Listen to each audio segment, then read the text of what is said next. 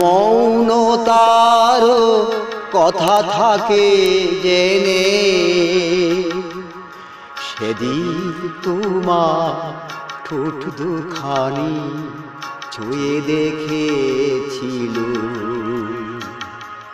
হুড়মুড়িয়ে বয়ে আসা কোনো এক ঝাঁক বাতাসের মতো আমার আঙুলের ফাঁকে ফাঁকে ঝরেছিল তোমার মৌনতা।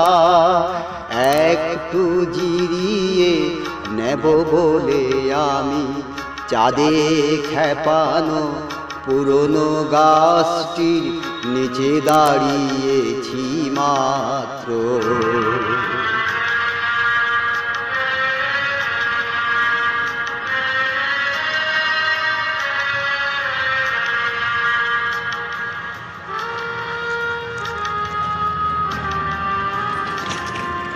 পৌষের মাঠে পাকা ধান খসার মতো আমার মাথার দোয়াঠে চুল খসে পড়েছে সেই মাটিতে।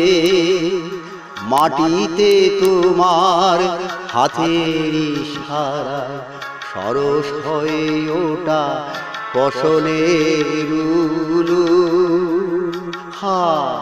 শেষ রাতে আসি আমাকে এই কথাটি বললে কানে কানে।